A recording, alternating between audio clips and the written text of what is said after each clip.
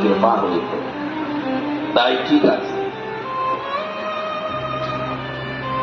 তাই আমি তোমার কাছে সম্পূর্ণ রাজ্য को চাই, साथ साथ गुरुदेव को अर्थात संकल्प करे दान করে দিল। একটু বিচার করে নাই, তোমার যা আছে সব দান করে দিল। তাই তুমি তো সবকিছু দান করে দিল, 1000 স্বর্ণ মুদ্রা কোথায় সে দিল? বড় রাতে বলে গুরুদেব বলে দেবো, এটা তো আমার ভুল হয়েছে।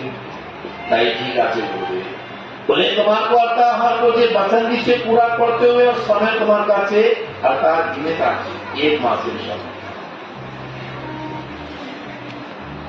ওই समय राजा हरिश्चंद्र सत्यवादी राजा हरिश्चंद्र धर्मनिष्ठा थे और पत्नी को लिए पुत्र को लिए ये राजवेश को त्याग कर और की भावी जाए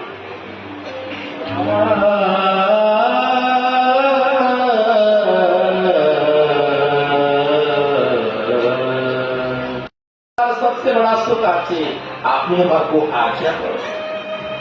বলে দেবী এখন তোমার को নিজেকে বিক্রি করতে হবে।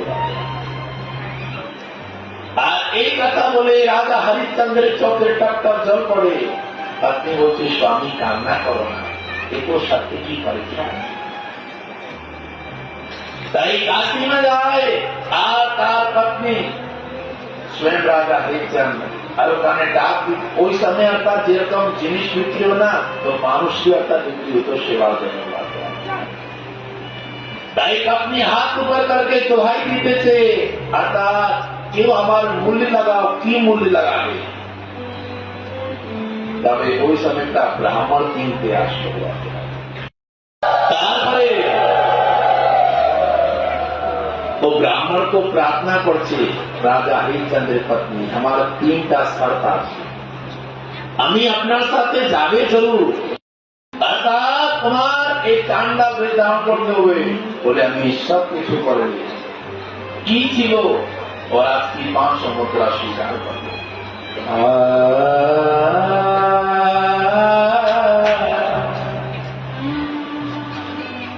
আর 1000 মুদ্রা পায়।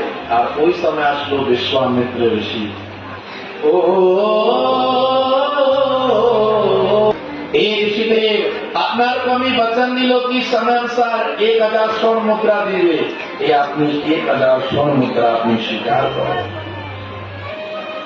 বিশ্বামিত্র ঋষি তারে আশীর্বাদ দিল, তোমার মঙ্গল, তোমার মঙ্গল।